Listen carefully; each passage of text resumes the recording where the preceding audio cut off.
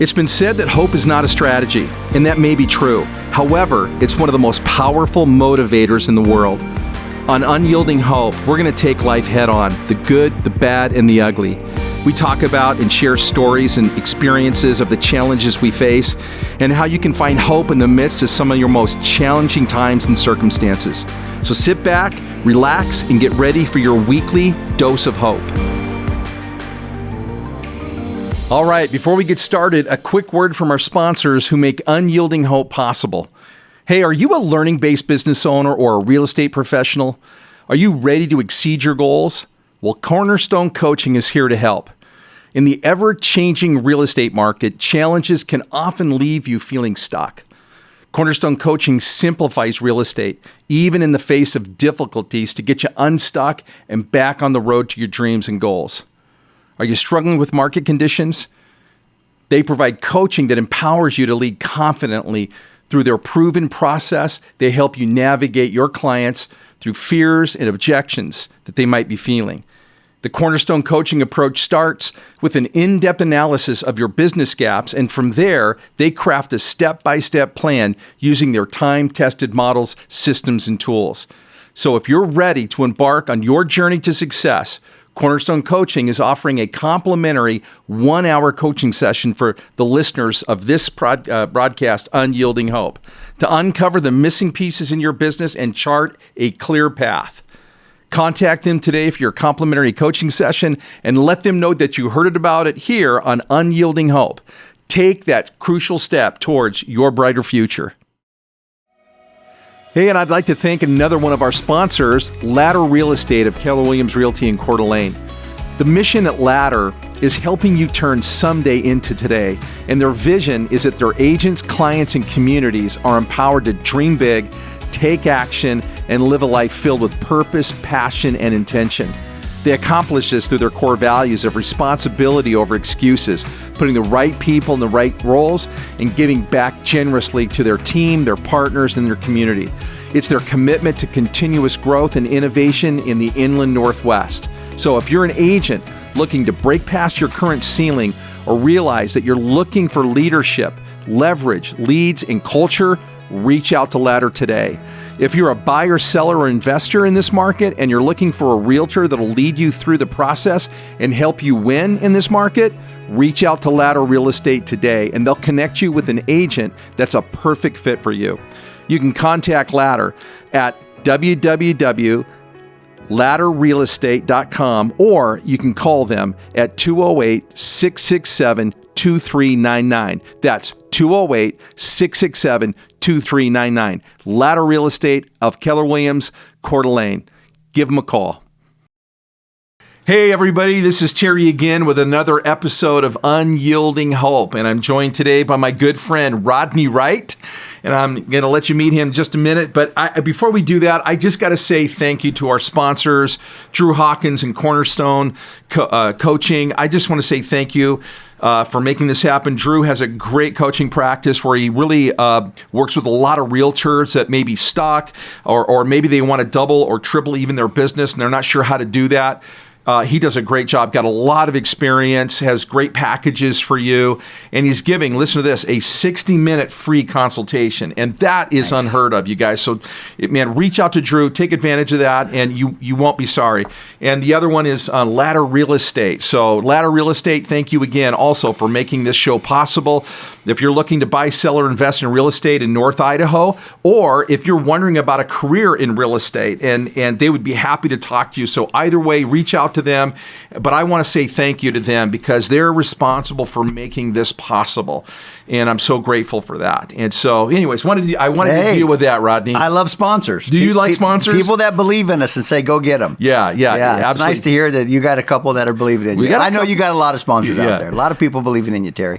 Well, and you. And so, Rodney, I'm so glad you're here. Honored to be here, buddy. So, we're going to get into your story and a little bit of your background and stuff like that. But, who is Rodney? I mean, people might be meeting you for the first time, but who is Rodney? I am a friend of Terry Gurno's. That's who Rodney. That's my claim to fame. All right, that's friend, a wrap. Yeah, nice to see you guys. Take care. Oh, that's a great question. It took me a long time to kind of discover that answer, who I am. But I'm just a beloved son of God. Yeah. And I'm a proud husband of my wife Tracy of 34 years. We have 3 children that are adults: Whitney, Austin, and Keaton. And one's married and one's on their way to get married. And then we got 2 grandkids. So I'm a grandpa now. You're a grandpa. Little Louis Lee Zabidio. It's a nice little Italian name. He's probably going to open a pizza shop here in this town one of these days. Throw some pies. Yeah, exactly. He's 2 years old and just a bundle of joy. Yeah. And then 2 months ago, we had a little granddaughter named Holland. Oh. And she's just a gift. Yeah. So we're...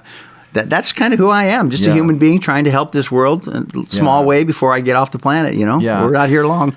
Yeah, Rod, it's one of the reasons why I wanted to have you on here. I was really excited for people to meet you is because of what you just said. You're here to help people. You're very focused on why you're here, and you want to do as much of that as intentionally as you possibly can. Correct. So tell us a little bit about that. Well, I work for a nonprofit called Pure Desire, based out of Troutdale, Oregon. They've been going roughly around 30 years, and they do work in addiction, abuse, and betrayal. And they're helping a lot of people within faith communities that struggle or need help in this arena, specifically around the area of human sexuality. Yeah. This is where being raised as a person of faith, in my journey of faith, and I'm 56, religion wasn't always the safest place to process or talk about our sexuality. So unfortunately, there can be a lot of unhealth within religion in this regard. Yeah. A Catholic, Orthodox, or Protestant. And so we're just trying to help the religious people. I guess I'd say save the Christians. Yeah. Save there you go. In the sense of we just believe God's heart is for everybody to be healthy. Yeah. And that there's hope for all humanity. And as a follower of Christ, for me, it's like Jesus didn't come to start another religion called Christianity. Right. Jesus came to heal humanity because everybody matters to God, and there's hope for all of us. And so that's a little bit of what we're doing to help this organization. Yeah, if you're writing anything down that you want to take with you, Rod, that was really good. Jesus didn't come to start Christianity; He came to help humanity. Yeah, everybody matters. Everybody matters. And I would just say for those who maybe been hurt in a faith community, hurt can happen anywhere because we're all humans and we all have struggle. But I really do believe that. The teachings of Jesus is just showing us how to live out our humanity in a beautiful way. Yeah. That we're made in God's image and we're good. Yeah. And sometimes if we get wounded in life, we don't really see our worth and value or that we're worthy of love. And our hope can be kind of shattered through some of the brokenness in the world. And so we're kind of reclaiming hope and offering that to people. So, I served in this community, Coeur d'Alene, Idaho, for 20 years as a minister here in a church. We have some history there together Yes, we that do. You were a part of, and I was a part of as well, and loved it. So loved being at Lake City Church. And we found this nonprofit about 10 years ago. Okay. And we brought him to our congregation in North Idaho. And I simply said to our congregation, as I shared my story growing up as a kid, not knowing how to navigate pornography or really integrate health in my human sexuality, just normalize see that as a young man, my growth and development was just a part of maturity. It was just a part of adolescence development. And so it was when I didn't feel my faith was really giving me the answers in my 20s, I sought help with a therapist and really realized that with our human sexuality, the lie of pornography, the objectification of men and women, it's not just a moral issue, it's a brain issue, how it affects the brain and the dopamine of the brain. Yeah. And so that's where you would have a lot of good people navigating adolescence and as our kids and now grandkids are growing up in the world that they live in, the exposure to pornography is so prevalent in our society. Back in my day, they chiseled it on a rock and then the buddy threw the rock at you, Right. It was a different world back in those days. Yeah. So when I found this organization and really loved how they're clinically informed but biblically based, and they look at the brain piece, and the brain piece is so truthful about neuroplasticity, about how our brains are wired, we need healthy dopamine and how sometimes those dopamine receptors get flooded with unhealthy things. Yeah. And so when I found this organization looking at the holistic approach to how we heal, the head, the heart, the hands, how we are group-centered, we heal in relationships, and so being around other people where it's safe to be real and honest. Yeah. And I just know the world in which we live, that addiction is just a coping mechanism, typically, no matter what the form of addiction, where we're just trying to cope with something we don't know how to deal with. Yeah. And typically that's a trauma or a loss that's happened in our life. Yeah. And we don't know how to grieve it. Yeah. And I've done 20 years of grief work in this community. And there's a wonderful class at the Kroc Center that meets a grief workshop there, and I highly recommend it for people to go. But it's just how to process difficult things in life. And many times when we don't know how to process those, we look for something to cope with. Yeah. And whether it's sexuality or alcohol, overconsumption or drugs or work or whatever, we don't know just how to be normal, healthy individuals. Yeah. And this is what I love about this organization, because it's so much more than abuse or so much more than a betrayal or addiction. It's about the healing of our souls and bringing hope to humanity to get on with our purpose for why we're supposed to be here. Yeah, I love that, Rod. And and I always encourage you to write things down as we're talking, because Rod has already dropped a number of great things that we can take with us. And I want to go back just a little bit to what you said, because I think is sometimes in the faith community, it can be very hard to be open and be honest. Yes. And I will admit, that I'm one of those people that actually experienced a lot of hurt in the faith community, and I was the leader. And here's what I found. Here's what I found is that and I found, Rod, that I had unrealistic expectations for the people attending the church. That's my issue. That's not theirs. Yeah. What I discovered, and you mentioned it, is we are all broken people to some degree. Sure. We're all broken. And so when our brokenness collides, people get hurt, life gets messy. And we don't consciously understand what's happening, but we're affected. And so all of a sudden, like you said, it's a coping mechanism. We look for ways to cope with what we're going through, even when we can't clearly articulate what it is. Right. And it can happen in a church. It can happen in a family. It can happen in a marriage. Yeah. It can happen in a business community. Yeah. Right? Yep. Where Yeah.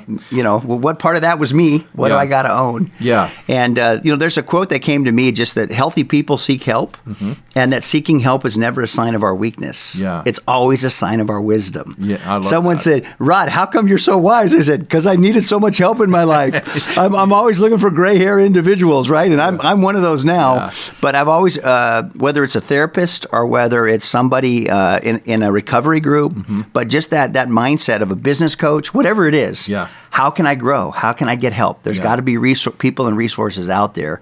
And that's kind of where my faith has driven me to be, is our hope is that the church would be known as one of the healthiest places where healthy people are, that are really integrating the way of God in all areas of their life. Yeah.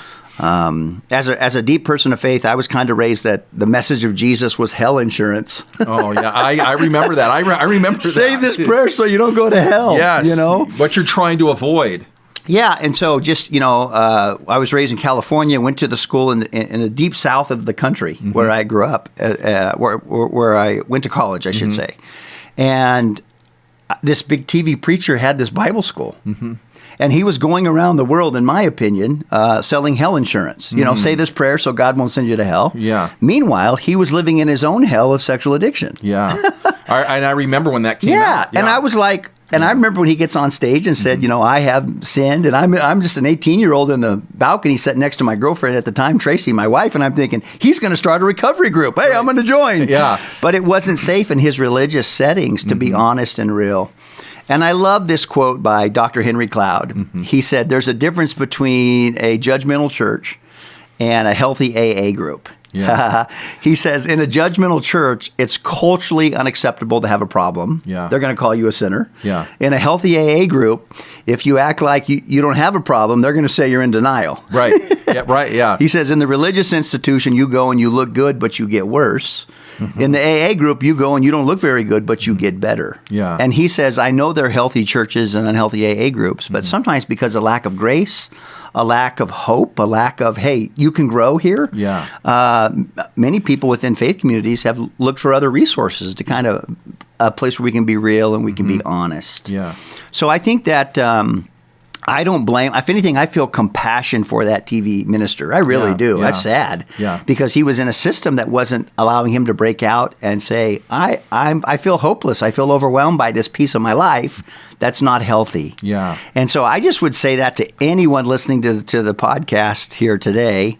It's not always just about achieving what you do outwardly. Yeah. But man, the first great place to look is inwardly. Yeah. How are we doing here? Yeah. Are we winning on the inside? Yeah. Am I healthy in my relationships? Am I managing things in healthy ways? Am I processing life's ups and downs well? Yeah. Or do I find myself coping with some things I want to avoid? Yes. And I think that's a hard place to look sometimes, is in the mirror. Yeah. You know? I'm glad that you said that. I did a few episodes ago, and it was all about 5 questions that we can ask ourselves to be fully engaged Yes. and intentional with our lives. And Yes. one of them, the first one is to ask ourselves, how am I doing really? Because that is such a it's a greeting. Hey, how Yeah. you doing? Oh, I'm doing great. But we're not having a conversation. No, we're not being no. real. Right. It's a greeting. And unfortunately, we begin to live that way. Yeah. And we don't think through, how am I doing really? And, taking a look at ourselves relationally, Yep. professionally, personally, Emotionally, financially, emotionally, all mentally. those words, Yeah, for sure. all those areas, right? Yeah. We're to be able to, because if we're not going to be honest with ourselves, we're not going to be honest with anybody. And to me, Terry, all of those are spiritual. Yeah. The integration of our spirituality or faith isn't just in one area of life, it's all areas. All areas. It's about being healthy in all those Yeah. areas. I just recently, November 28th was a year anniversary of my dad's passing, 94. yeah. At 94, it was time for him to, Yeah. you know what I mean? Yeah. He had a good run. Well done. Yes, he had a Yeah. really good run. And he was one of my best friends, and he knew my whole story, was so proud of the work we're doing. But I really felt pain this last week when Yeah. his anniversary came. I was really grieving, and I was sad. And as I was grieving, I didn't like the feeling of grief. I didn't like the uncomfortable feeling of this sadness that I had. And Yeah. so typically when we don't like this negative feeling going on, or I wouldn't say negative, I would say uncomfortable feeling of grief, we typically look for something to change our feeling. Right. And that's kind of where addiction comes in. Okay. And so for me, it was such a wonderful thing to sit and call a couple friends and grieve. Yeah. And say, I miss. I miss my dad's voice of encouragement. You Yeah. can do it. Yeah. He had that same spirit you have. Go get him, Rod. Yeah. You can make this happen. And as I reflected back to young Rod in his 20s that didn't know how to grieve, that didn't know how to process things in healthy ways, I really had kind of compassion for Yeah. young Rodney and said, you just didn't know. Yeah. Yeah. And instead of looking back over life and thinking that you're living in shame for mistakes, they're just learning opportunities. Yeah. Yeah. That's how we grow. And that it takes a lot to get there, because I think a lot of people, including myself, we do live in shame for things we've said, things we've done, things we haven't done. Yeah. We beat ourselves up, and that's Attempted something and Yeah. we think it's quote unquote failure. Yeah. When instead of a quote unquote learning. Yeah, Right. right. A little boy said to his dad, do you think Jesus ever made any mistakes? Yeah. What a great question, right? Yeah. And the dad paused and said, that's a great question, son, which I always think is a great response, because at least it gives you, that's a great question. What do you think, right? Yeah. Because at least gives you as the parent like 30 seconds to think about what you might say, right? Right. A little stall tactic. Yeah, exactly, but a good exactly. one. And he said, son, what do you think? Do you think Jesus ever made any mistakes? And the boy paused. And he said, Dad, if he never made mistakes, how did he learn anything? Wow. Right? That's quite an answer from a 5-year-old. Yeah, because And as we look at the Jewish scripture and the Christian scriptures, it says that Jesus grew in faith and wisdom with God and man. And so, Jesus didn't say to his mom, don't worry about potty training. I got this. I'm the Right. Son of God. Or, maybe the first table he built in his dad's sawmill, maybe it was a little bit crooked, Yeah. and Joseph said, Jesus, we measure twice and cut once. You got to work on this, So of course he did. And so seeing mistakes is not so innately evil. Yeah. But it's a part of our learning process Yeah. of we're going to learn and grow and mature. Yeah. And so if anything, I just would want to send some hope out to people that no matter what your history, no matter matter what you've gone through in life, but especially around the area of sexuality, whether you have a religious background or not, there can be so much taboo and shame around that. Yeah. That I'm grateful there are people and resources out there that are offering hope and healing and helping men and women across the globe get help through this organization we're with. But we're just one piece of a bigger movement of therapists and counselors and organizations that are helping victims of abuse, addiction, betrayal. And if there's anybody listening today, there are resources out there. puredesire.org. You can go to that website, find a group, find a clinician, and you can get on your journey to help. You know, you're not alone. Yeah. Man, I really hope, again, that you're listening and you're really taking in what Rodney's saying. I want to slow it down just a little bit because it would be easy just to kind of just hear it and let it go in one ear and out the other. But, you know what you're talking about is that, everybody experiences failure, which is learning, but we don't always look at that. Struggle. We say, and there's a lot of motivational speakers, quotes out there that talk about, hey, if you want to be more successful, fail more, increase your failure rate. But the truth is, there's not a lot of people that love to fail. They're not looking to fail when they try something. But it's what happens. Right. And so we have all these motivational quotes, but then we have these real feelings and thoughts that we don't want to share with people because we do feel like failures. Yeah. We do, and it could be in any area of your life, any area. And so we have all this stuff out here saying fail more, fail more, fail more, and then we have this shame that we don't want to share with people because the failure hurts. Yeah. And I think, Terry, that's why we need relationships. And this is how I see the divine, relational, Father, Son, and Spirit. And they invited us to participate in how they relate, we relate. And so this is where we need therapists and mentors and coaches and people in our life to say, can I be real with you? Yeah. So my journey of healing started with going with a sexual trauma assessment treatment therapist. That was a mouthful for a little religious kid back in my days, almost 30 years ago. But I would go to the therapist's office and we would talk, and he'd say, Rodney, if this cup represents failure, whenever you struggle with this, the term in recovery would be relapse.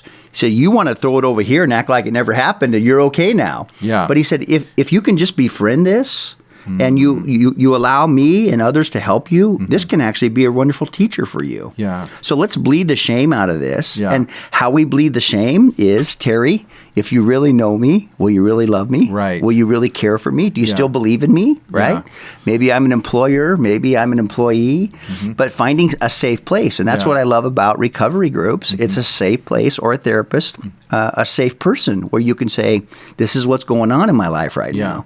And I want to get some help with that. And then once you begin to learn from this actually becomes a teacher.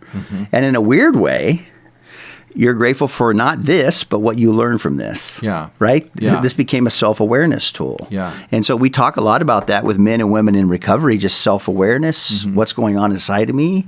And instead of now coping with an addictive behavior, how do I process this in a healthy way? Yeah. And so to me, when we're all doing that together, now we're living with, I think, greater purpose to get after what we're put on earth for. Yeah. What we're put on earth to help, you know, and I think every life has a sacred calling, whether you're a plumber, whether you're a pilot, whether you're a teacher, whether you're a real estate agent, whatever you do in life, it's a sacred calling. All of these are sacred gifts we bring to humanity to say, hey, I want to offer my life and let what I bring offer some help to other people. Yeah. And that's a big part of it. And I love that you said that. I really believe that. I remember when I transitioned out of ministry, people would ask me, why did you leave the ministry? And my response was, I didn't leave it. I just took my next step in it.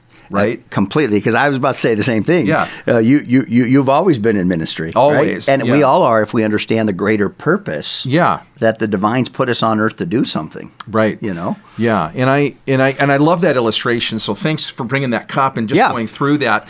And again, man, you're just giving us such practical things today. I love this. Yeah. Well, this is where 10 years ago I brought this organization into our church here in Coeur d'Alene, Lake City, and got up and shared my story as a kid, getting help in my 20s. And I said, hey, we want to have every dad join us because I want to teach you with this course how pornography isn't just a moral issue, but a brain issue. Yeah. And it affects our kids. Yeah. And I would say things like, how many think we shouldn't let porn be the sex educator of our kids? Well, in church, every hand's going up. Right. Granny's hand's going up. Everybody agrees. Granny doesn't even know what porn is, but she's raising her hand. It doesn't sound good. She's all in. Yeah. So what we did is we lowered the shame and brought everybody in to educate about how do we integrate faith within this area of our lives that we haven't always done well. And out of that, it led to starting groups, and it led to like over 200 men and women. In fact, some of our employees at our Pure Desire, we have 43 employees there now, and 20 of them are clinicians. 2 of them are from out of our Coeur d'Alene office here, our local branch, that have joined our nonprofit and are working there. And so I'm thrilled about it. I joined their board 7 years ago, and then 5 years, I felt that tug on my shoulder, not to leave ministry, as you said, but to take my next step. Yeah. And that was kind of a crisis of faith. It'd be like someone starting their own business. It would be like saying, you've done this, but there's something else. Yeah. And that was really a crisis of faith. And I'm glad I had good voices around me, people who really believed in that with me and said, Rod, I think you should go do it. So my wife and I did. We kind of raised our support and said, we want to help this organization go in churches and offer resources. And then, what was always in my heart was to write a book. Yeah. And I'm a lot like you in the sense of our brains are wired, dyslexic. I had reading issues growing up as a kid, Terry. So this was like... No greater miracle would be for my English teacher to know I participated in writing a book, right? I get it. And I remember trying to write it on my own and feeling like, man, this is going to be so tough. And my wife said, what you need is a ghostwriter. Yes. And I said, perfect, you're the ghost. Yeah. And so Tracy and I wrote a book together just called How to Talk with Your Kids About Sex. And we wrote this book. It's on 10 principles. I'll never forget when they came to me and I wrote them down. This was about 8 years in the process for me, but this is about saying, how do we equip mom and dad to be the really wonderful sex educators, but not just how to talk to your kids about sex, how to talk to your kids about anything. How do you be a safe person? How do you become healthy? How can you welcome questions? How can you train and guide instead of shame and punish? How can you focus on growth, not perfection? How do you keep modeling? These are all these principles foster connection. It's kind of a bigger process of how we help our kids by first helping ourselves. And so it's just a resource. We'll put it in the link for parents. We recommend, even before you get married, we want people to read this. And if couples can read it out loud, it can be really helpful for them because many times we're not used to having sexual conversations in a healthy context. Right. This whole subject when I was growing up wasn't talked about with anybody. And I've shared my story a little bit, on different episodes. But we came from a very dysfunctional, very abusive home, a lot of pain, a lot of loneliness. In fact, Rod, it just came to me because I've been doing a lot of reflection about my life, and going way back. And in light of some of your health issues and absolutely. And a couple of things that I've realized, and I just realized this about myself. I've been listening to a lot of songs that I listened to as a kid. And a lot of them were because my dad listened to them, right? But for whatever reason, they give me comfort, right? They take me back, even though that wasn't a great time. They feel like a friend. Right. And then the thought occurred to me as I'm listening to them and I'm listening to the words of the song that most of them are sad. And I realized I was really sad growing up. But I didn't know it at the time. They were your grief support. They were my grief support. They were helping you. You resonated deeply with them. Yes. And that was just like a week ago that I had this aha moment about me growing up. And so we didn't talk about, anything, emotions, sex, anything important. And having a practical guide on how to do that. And like you said, this is how to talk to your kids about sex, but it's really how to just talk to your kids. About anything. Yeah. And about just sometimes, first of all, I just want to say it's so beautiful, your reflection on your own journey, Terry. And having compassion on young Terry, who, was a kid just trying to figure it out. And in some ways, I think God showed up in some sad songs. That's how I would see it. And those sad songs were just like God saying, It's okay to be sad. I'm right here with you, buddy. Yeah. To me, that's beautiful, and that you would reflect on that. And that's a piece of this book is focus number one on our own health, mom and dad. That's the best gift you give your kids is be healthy. Yeah. You got to smoke what you're selling, we used to say in California. Yes. Yeah. So say, hey, don't do what I did. No. Hey, own your story, get help, and there's hope for you beyond this. Yeah. And giving our kids something different, I think success is really defined so uniquely in our country, but I think success is really about health. Yeah. That's the best thing we're going to give our kids. Yeah. Because we're already rich. Yeah. We live in America. We're the richest 5% of the world. Right. So if that's our only goal is how rich can I be at the end of the day? My gosh, please, you'll never get there if that's your goal. So at some point, look in the mirror and say, I got enough. Now what can I do to help humanity? Yeah. And where am I invited to participate to help the healing, the restoration? That's to me where it gets really good. Yeah. And I think, just I'm watching your journey that I've known you in the last 25 years, 30 years. It's been fun to watch your evolution, growth, whatever word you want to use about. Man, I think Terry is truly living his best life now as you kind of sifted through and kept working on your own health and all that. You know? It's beautiful. It's been a lot of work. It's been a lot of, soul searching, dealing with some things that have been very difficult. It's been a lot. And isn't it easier to make bricks sometimes, right? Just go work rather than have to look in the mirror and process some of that? And that's been my MO. It's just I go to work, I keep busy, I focus on others. I don't necessarily spend a lot of time on myself. And so this has been my journey. And it's one of the reasons that I started this podcast is because there's a quote that is, what's most personal is most universal. Henry Nouwen. Yep. And so what I'm going through, I know I'm not the only one. No. And so to be able to begin to share that with others and to create a platform like this and bring people like you on, to be able to share this message and these journeys and these tools and these processes. If there's a place where someone needs to start on their restoration journey, what's that place? Yeah, I think of all, just start with you're worthy of love. And start with hearing a voice that says you're worthy of love and you're worthy of getting help. Yeah. So sometimes we just don't have hope for ourselves. Right. We can have hope for the whole world, but we think about some of our own unique human struggle that somehow we're supposed to be better than this, or you know what I mean? Our age, we shouldn't still be at this place. But I just would start with compassion for yourself. And then just that simple prayer, thought, man, I wonder if there's people and resources out there that could help me, because I think there always are. And I think resources always come through the work of people and the touch of people. So in this arena, sexuality, look for a therapist in the community. Go to puredesire.org. Join a recovery group. There are churches that have recovery groups in the area. But go talk to not just safe people, but competent people. This is what I realized. In my faith, I was confessing. I had a lot of safe people. I just didn't have people that had competent understanding to know how to get me from where I was to where I wanted to be. And so that's what I'm thankful for at Pure Desire. Our program is competent. There's some real competency there that can just say, here's what's going on neurologically in your brain. Here's what's happening with your painful experiences in life that you tried to avoid. We're going to help you not avoid them. We're going to actually help you process them with other people. We're hurt in relationships typically, and we heal in relationships. And then just know that to me, this is where my faith comes in deeply, that the divine is so excited to help us heal.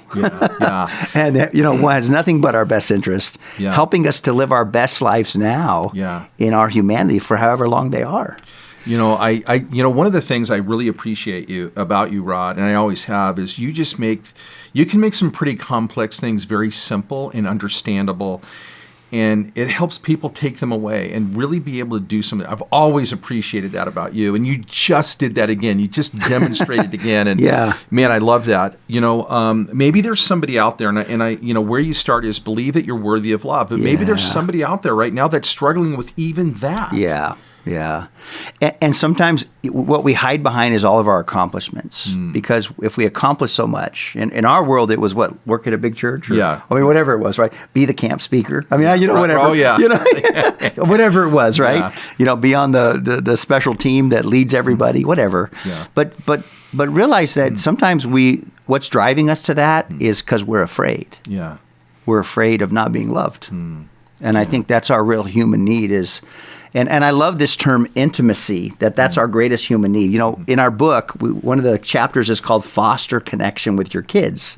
Because our greatest need isn't sexuality. It's not physical orgasm. It's not intercourse. That's not our greatest human need. Our greatest need is intimacy. And you can be intimate without being sexual. Yeah. And that's a part of our dysfunction of culture. Our culture has sexualized everything. Yeah. So that's why there's so much confusion in human sexuality now, right? I mean, really, think about it. There's so much confusion. Yeah. And we put so many eggs in the sex basket. And we're thinking, us old people go, hey, wait a minute. Guys, this basket can never deliver all the things you're trying to get it to do. Right. So your greatest need isn't that. Your greatest need is intimacy. And here's a definition of intimacy that I love. Into me, you see. Yeah. You're seen. I see you. Yeah. I feel you. Yeah. I have empathy towards you. Yeah. I know you and I love you.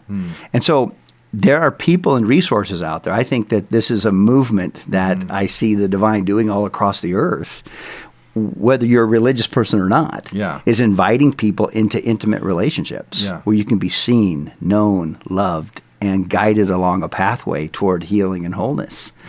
And so I would just really encourage whether I'd put my number on there if it would help. But I mean, you can get me through our website. But just know there are people that really care about you in this world. Yeah. And I'm really grateful for the people that have been in part of my journey that have helped me. At some point, I want to have you back, and I want to just talk on intimacy. Oh, I love it. And I'll tell you why, Rod, because that has been a struggle for me. Sure. And it's because, growing up in the environment that I grew up in, even though we were all going through pain with my mom, everything, number one, nobody ever said, I love you. Yeah. Nobody ever said, how are you doing? Yeah. We never came together and were there for one another never. And so that is something that I have struggled with. And you know this, Rod, is I've always, and I've shared this on other podcasts, but I've always had a challenge to tell people I love them, even though I feel it. It's been very, very hard. And our good friend Mike Rima, Mike, and he's done a lot to help me because he was the first one to ever say, I love you. And it was a man, and he hugged me in a parking lot, and I just didn't know what to do. I was like, dude, what are you doing? Right. And you're another one that says, I love you. Sure. And it was hard to hear and even harder to say. Yeah. And so I have been really traveling down this road about where is this from? Because I want to be able to have a close relationship with not only my kids, my wife, and my grandkids, but other people too. Totally. And so I've been on this journey of, and like you said earlier, you talked about how, if the thought, and you may not even realize it's your thought, but there's this thing inside of you that says, if people really knew me, they wouldn't love me. Yeah. And so, I have been on this journey myself, really trying to figure this out because especially if it's performance tracks. Yes. And whether that's religion or your work environment where it's perform, produce. Yeah. Sometimes that can be a trap we get into. Not that we don't want to be productive and not that we don't want to be contributors to whatever we're doing. But sometimes that can be driven out of an unhealthy place because we're afraid of what's really underneath. Yeah. And, I guess the hope I would want to offer to our listeners today that Terry and I have discovered and continue to discover is that you're worthy of being known and seen and loved. Yeah. This is the good news. Yeah. You know? And that is the good news. Yeah. And you know what? I didn't believe that. Right. For a long time, I didn't believe that. Right. And so it was, again, there's this unconscious mind that we have that says, do more, be more, accomplish more. Then you will be. And then you will be. So you're always working to attain. Right. And again, we don't walk around consciously realizing that, but we are driven for different reasons. So I'm just saying all that to say that there is a real need for all of us to sit down and just ask the question, how am I doing? How am I doing really? Yeah. And I kind of appreciate, Terry, I didn't see it a lot, but just as you walk through some of your health issues, I've appreciated how sometimes it's pain, tragedy, suffering that kind of brings all this stuff to the surface sometimes. And if we allow it to, it can really produce something beautiful in us. But it's scary because it hurts so much. Right. Oh, it does. It hurts like hell. Yeah. We just want to avoid. But sometimes life brings us to a place where we slow down and we realize, as Henry Nouwen would say, we are the beloved and that we are worthy of love. Yeah. And that our greatest need, I was thinking of a quote. I was at English Funeral Home. Some friends of mine, Eric, English, and Wendy, they're good friends. And we do a ceremony every year for people who've lost, loved ones in this community. And I was there last night with Pastor Jared Cooksey, and it was really a beautiful setting. But, sometimes we just want to fix everybody. And Henry had a quote that just said, if we get past our need to heal everybody and see their need for love, our love can do more healing than we can ever imagine. Wow. And I just think that's so true. I think Henry saw it clearly as a Jesuit priest who and I love his writings. They've impacted my life. I've read all the books he's ever written and I've been back to his hermitage or his little place there in Toronto, went to his graveside and kneeled down and said, Henry, thank you for being so honest about your journey. Yeah. You were the voice. He was a Catholic voice. I mean, I was a Protestant. We didn't even think Catholics were going to make it. You know what I mean? Right. So judgmental. So judgmental. And the Catholics are our mom. They birthed us. It was like saying to your mom, hey, what are you thinking? But you wouldn't be here without me. But I'm just saying, once all that judgment went down to say, everybody is loved of God. And I appreciate his voice in society. He died in 96. But I went back to his grave and said, Henry, thank you for showing me that I'm the beloved of God and I can go here. And Tracy and I, my wife, we stayed at this little place back there. It was really it was like a mentor who you didn't get to meet. Right. But you feel like, oh man, he was such a big part of my journey. Through what? Through his work. Yeah. Through what he did. Yeah. That echoes beyond, And so I think too, Terry, I think the journey that we get on like this, it helps our lives now become fruitful. And I think bearing fruit is better than just being successful. Yeah. Yeah, I totally agree. Because those ripples will go out long before we're not even around on this earth. Yeah, I always talk about, because we are caught up in success. It's kind of the way our society is and the way that we're taught and talked to. And what we talk about is moving from success to significance, to really making a difference in this life. Because we only have one life. We're going to be on this earth for so long. And I have said what I've been saying since my health challenges, which it's been a year now. It's been 1 year since I was diagnosed with cancer after my heart. Yeah. But what I've said is from this day till my last day. I don't know how long it's going to be. It may be a year. It could be 10 years. It could be longer. And I would love for it to be so. I can't control. I don't know. Some of that I can't control with the way decisions I make and stuff that. But at some point, Sure. So from this day to my last day, how do I want to live? What's the investment that I want to make? What do I want to be remembered for? And allow those, like you said, those ripples. And I really believe right now that you're dropping a rock in the water, and right now I believe ripples are beginning to happen. For people that are listening, and I'm so grateful for that. Well, I think it's true. We're all terminal. We just don't all know it. Right. My dad used to say that to me all the time, and I realized too that like every day is a gift. And I think this is where a part of the practices we do in our recovery work is we find commitments to change. They're like little tools in our tool belt that we do every day that just helps become self-aware. Yeah. How am I feeling? What am I doing? And can I lean into some of these discomfortable things that are discomfortable? Yeah. And for me, it's meditation. The early church fathers called it listening prayer. But I just every day try to have a 10-minute meditation where I sit in silence and breathe and just say what's going on the inside, what's going on the outside. Yeah. And I want to be present and be in this moment. And as I did mine early this morning, I don't do it every morning, but when I do it, I find like I'm much more present to the beauty that's around me every day. Yeah. The beauty of like being with you here and knowing our journeys and knowing where we're at today and what we've been invited into to help people. It's sacred work because sacred's all around us, right? In the holding of your, I talked about grieving my dad, getting emotional. I talked about grieving my dad. And the next day, just last week, I had my grandson Louie on my shoulders on 100 acres of walnuts and filberts up in the Portland, Hillsboro area. And we just walked around for 2 hours, and we got an apple off the tree. We looked at the chickens. We got on a side-by-side, and I let him drive, but I don't tell your mom and dad, Louie. But, Grandpa can get away with these things. He was driving this little thing, and I'm sitting on my lap, and, I just thought, I'm so grateful that I have the ability to be present here. Yeah. So I processed the loss of my father, but it's not keeping me from being present. Yeah. Because I processed it. I can be present to say, oh, there's more life to love. There's more individuals. Yeah. And I think that's the beauty. I can never pay people back, but I can sure pay it forward. Yeah. By being present to people and offering hope and love, and just to say, man, go get help. Yeah. Know that you're worthy of being loved. Yeah. Our organization is all about rebuilding lives and restoring families. That's the mission of Pure Desire. Yeah. So we're just realizing that in this arena, a lot of men and women struggle, and it destroys lives and it wrecks families. Yeah. And so if you're here, male or female, and this is an issue or betrayal, there are people and resources that can help you. Yeah. And we think if you get healthy, the whole world wins. Yeah, that's so true.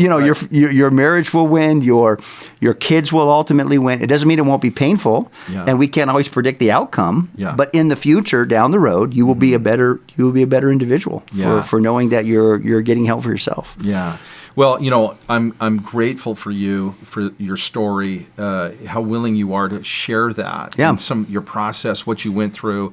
And now ultimately you're helping people. Sure. I mean, this is what you do, Sure. right? And so you and your wife together, and you're sharing the things you've learned, and you're a tremendous resource, and I believe a tremendous voice of hope, which is what this podcast is all about, right? And so, Rodney, I'm grateful for your friendship. I'm grateful for what you do. I've thought of you many times. I've even referenced you to friends about what you guys are doing, because I love it. I'm on my own journey. I've done a lot of processing over the last year about my life and things I've gone through. And there's some things that I'm still working through. And I'm talking to Nancy about these things. And we're growing together. It's beautiful.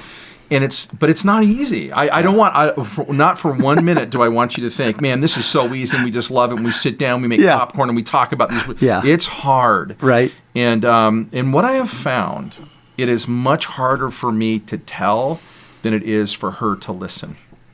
Yeah. Sure. And that just impacts me. Yeah, it does. That she listens the way that she does. And I think my point in just saying that is, as hard as it is for us, we think it would be hard for others to hear, but they lean in, and they take in, and they're with you. That's the growth of intimacy. Yeah, is being seen. And I just would say this: if you're anyone listening to the podcast and this is a real issue for you, don't start with going home unloading everything you've ever done to your spouse. Right, yeah. Don't do that. Okay. But start with seeking some outside help with a group or a party that can help navigate you, because there are ways and processes to do it that help mitigate the pain for both individuals in this regard. But I just want to talk a little bit about hope as we kind of move toward wrap, because when I was feeling this nudge, I remember feeling the nudge to go to the therapist back in my 20s, and I did, and the fruit that came from that just in my own life. And then felt the nudge to leave a faith community that I so enjoyed working at, but knew my day was done there. Yeah. And I was being invited to something different.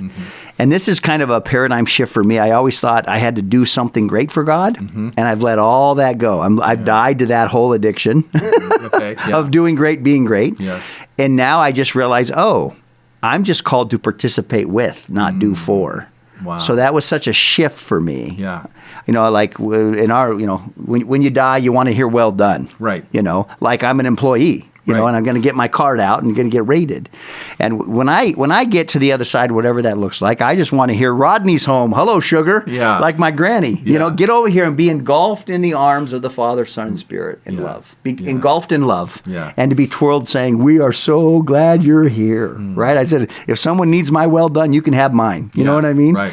Because I believe that it's not what we do for the divine or for this world. It's what we get to participate with. Yeah. It's doing with, not doing for. Yeah. And that just takes all the pressure, because when you step into something you know you were created to do, it's kind of like a hot knife through butter at times. And that's kind of how it was with this line of work in our congregation. It just seemed to really happen without a strategic plan and without a vision, 5-year vision. Right. It was just, let's do this. Yeah. And we did it, and it just produced a lot of fruit. So when I took that step of faith to leave our congregation and raise our own support, you and Nancy supported us. Yeah.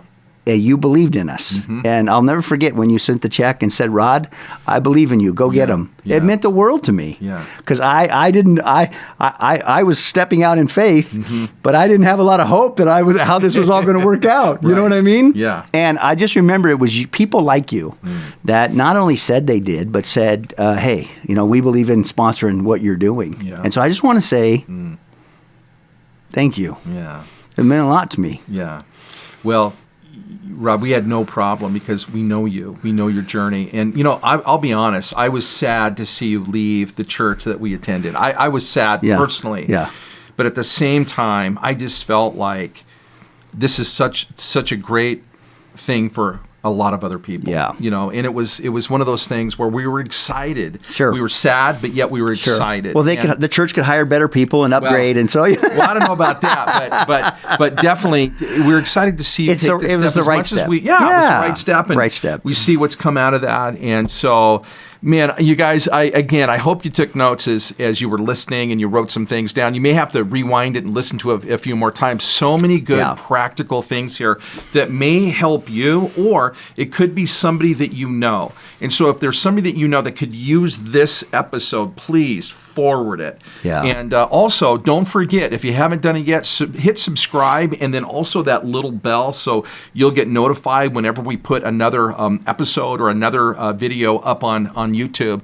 That we want you to be able to tune in and hear stories like this, to be impacted, to get practical steps that you can use, that you can share. And so, Rodney, it's all about hope. It's all about hope. And I just love when I hear professionals start taking step toward their own health as individuals. Yeah. Whether that's a physical health coach, or go see a doctor, or join a group, or whatever it is, it just makes me feel so proud that people are loving themselves enough to say, that really matters at the end of the day. Yeah. I've never heard, and I've been with a lot of people when they breathe their last breath, I've never heard anybody say, I wish I would have worked longer hours. Yeah. And that's never what I've heard come out of people's mouths. Right. But it's interesting when we get to those places in life, we seem to have real clarity of what really counts. Yeah. So what counts is just focusing on yourself. And so love yourself well and love others well. And I think the divine will be really proud of you. Yeah. More than enough. Man, I love that. Yeah. And man, Rod, so good to have you here. And again, I want to say thanks for tuning in. Listen, I want to do one more shout out to Cornerstone Coaching, Drew Hawkins. Thank you for sponsoring. For Ladder Real Estate, thank you guys for believing in what we're doing and getting this message of hope out. And if you know someone that we need to know that could come and just share their story of hope, please introduce us. We'd love to have them here and be an encouragement just like Rod was today. And so until next time, you guys, this is your dose of hope, and we look forward to seeing you soon. Yep. Thank you, Rodney. You're welcome. You're welcome. Again, we'd like to thank Cornerstone Coaching for their support of Unyielding Hope. So if you're a learning-based business owner or a real estate professional and you're ready to exceed your goals, Cornerstone Coaching is here to help. The changing real estate market challenges can sometimes leave you hopeless or even stuck. And that's where Cornerstone comes in. Their coaching simplifies the real estate process, even in the face of difficulties, to get you unstuck and back on a clear path to reach your goals. So if you're ready to embark on your journey to success, Cornerstone Coaching is offering a complimentary 1-hour coaching session for the listeners of Unyielding Hope to uncover the missing pieces in your business. Contact him today for your complimentary coaching session and let them know that you heard about it here on Unyielding Hope. Take that crucial step towards your brighter future. Hey, thanks a lot for tuning in. I'd love to hear from you, so talk to me. Share your questions, your stories, your circumstances, and most importantly, share your experiences of unyielding hope. And please share this with your friends, your family, or anyone else that you think could benefit or be encouraged. I'm Terry Gurno, and this has been Unyielding Hope. Thank you for tuning in.